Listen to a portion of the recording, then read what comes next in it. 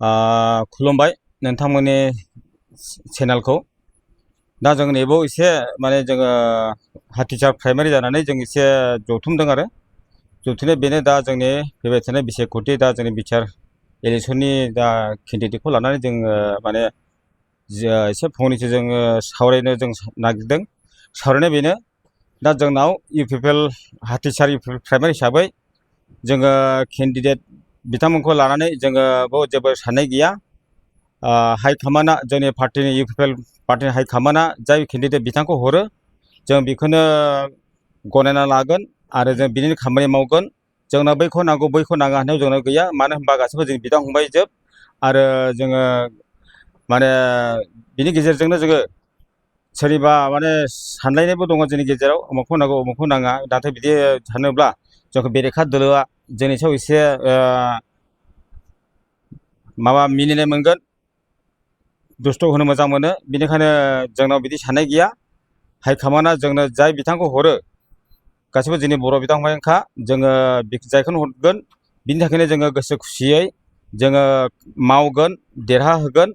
नैबे जोंनि हाथिसार प्राइमारि जानानै जोंनि बुंनांगौआ बेनो आरो दा जोंनाव रावखौबो माने बैखौ नांगौ बैखौ नाङा नायाव जोंनाव गैया।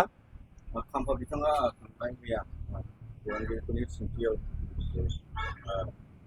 जिबिनं चिरां दुवारनि गावनि सासे बिजाथि होननानै बुंदों। जुदि गमामायै बिथाङा जुदि नैबे जिबिनं चिरां दुवाराव जुदि बिजाथि महरै फैयोब्ला नोंथांमोना माबायदि?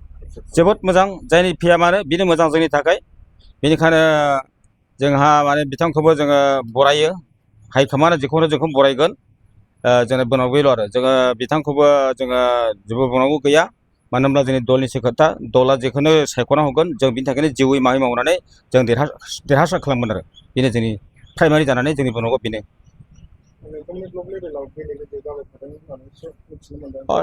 बेथ' निस्सय खोनानो मोन्दों, जोंबो खोनानो मोन्दों। नाथाय माखासे ब्लक लेभेलनिफ्राय सोरबा सोरबा बिदिनो जोङोबो नुनो मोन्दों निउसनि गेजेरजों। नाथाय बियो जोंनि गेजेराव माने एसे दुर्भाग्य होनना बुंनांगौ जायो। मानो होनब्ला हाइकमान्डनि खोथाखौ जों मानिनांगौ जायो। हाइकमान्डआ जेखौनो हरो बेखौ मावनांगौ।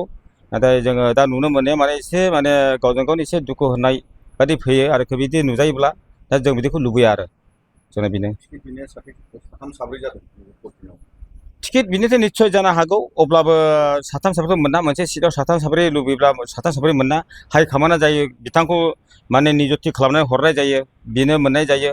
आरो दा जों बेखौनो बिथांखौनो जोङो जिउयै मावै जों मावगोन। बे जोंनि प्राइमारि लेभेलनि जोंनि मावनांगौ हाबा आरो बे जोङो। हा इउपिएलआथ' आरो इउपिपिएलथ' माने जेबो सोंनांगौआनो गैया। जोंथ' 100% जोंनो देरहाखागोन जोङो। 22निफ्राय 30सिम सिटखौ लानानै जोङो हारसिं सिंगेल सरकार दानिया दा जोंहा मेजरिटियाव जोङो बयबो जोंनि कर्मिफ्रा मावदों, जों देरहासारगोन। जोंहा जेबो साननायाव जोंहा दुरबल गैया, जोंहा नार्भास गैया। जों गोख्रोङै दं, गोख्रों मावगोन आरो देरहाजानो खाथां। दादगारि नैबे हाथिसार ओनसोलाव मोनसे समाव बिपिएफनि सोद्रोमा बिथांमोना बांसिनै दंमोन, नाथाय दानि जे हालोद बिपिएलजों बिपिएफ नागारनानै माबायदि सोद्रोमाफ्रा बाहागो लादों? बिपिएफ नागारना सोद्रोमाफ्रा दा जोंनाव मोजाङैनो दा बांसिनबाय, जोंबो गोजोननाय मोन्दों। दा बुंनो थाङोब्ला बिपिएफआव जाय बिथांमोना नुजादों बेल'सै, गामि सिङावथ' गैखायानो। बेखौ लानानै जोंहा बिसोरखौ लानानै जों जेबो साननांगौ गैया। जोंहा बिसोरखौ लानानै जों जेबो दुरबलबो गैया, माने जोंहा एकदम थाग्राखा जोंहा आरोखि। दा इउपिपिएलजों बांसिन दं? निस्सय इउपिपिएलजों बांसिन, गामि गामि थां जेरावबो इउपिपिएल जोब, जेबो साननांगौ आरो बुंनांगौ गैया आरो। আমাৰ ইয়াতে আজিকালি দলৰ মানে কেণ্ডিডেট হিচাপে কিবা হাই কাজিয়া লাগি আছে, এনেকুৱা হ'ব নালাগে। এনেকুৱা হ'ব নালাগে। আমি হাইকমাণ্ডৰ পৰা যেনেকুৱা নিৰ্দেশ দিব এনেকৈ আমি মানিব লাগে আৰু মানিমো। এইটো আমাৰ ইউপিপিএল দল হিচাপত মই বিচিডিচি মেম্বাৰ হয়। এতিয়া আমাৰ দাঁতিয়ৰী অঞ্চলত একদম খুব ভাল পৰিৱেশ আমাৰ ইউপিপিএলৰ আছে।